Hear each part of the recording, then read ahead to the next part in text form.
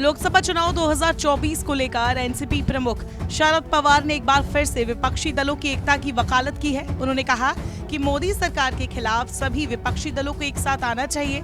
Common minimum programme के तहत सभी विपक्षी दल एक साथ चुनाव लड़ने पर विचार कर सकते हैं।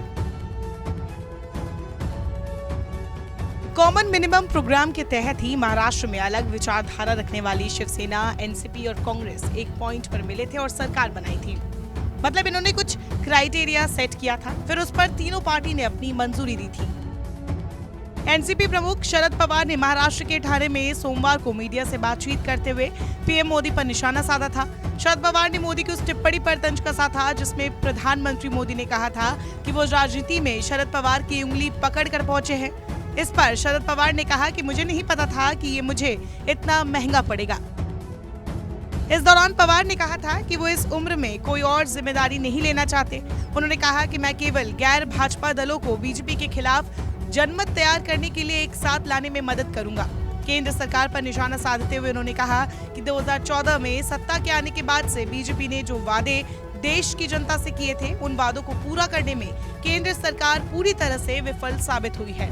पूर्व केंद्रीय मंत्री ने आरोप लगाया कि बीजेपी छोटे दलों को सत्ता से दूर रखना चाहती है, साथ ही छोटे दलों को विपक्षी शासित राज्यों से हटाने के लिए अपने एजेंडे को आगे बढ़ाने के लिए केंद्रीय एजेंसियों का इस्तेमाल कर रही है। एनसीपी प्रमुख ने आगे कहा कि बीजेपी अपने विपक्षियों के खिलाफ जो कर रही है वो लोकतंत्र पर हमला है, जो एक गंभीर चिंता का विषय है। उन्होंने कहा कि गैर भाजपा शासित राज्यों में बीजेपी विधायकों को विभाजित करने की कोशिश कर रही है, जिसका नवीनतम उदाहरण महाराष्ट्र है।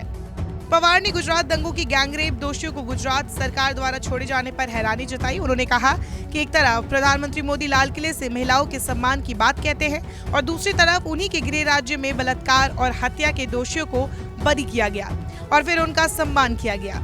इस फैसले से भारतीय जनता पार्टी का असली चेहरा देश की जनता के सामने आया है।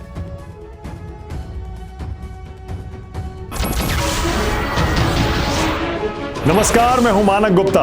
अगर आपको हमारा ये वीडियो पसंद आया हो तो इसे लाइक और शेयर जरूर करें और हाँ, हमें सब्सक्राइब और फॉलो करना ना भूलें ताकि आप देश और दुनिया की कोई खबर मिस ना करें। तो जुड़े रहिए हमारे साथ और देखते रहिए न्यूज़ 24।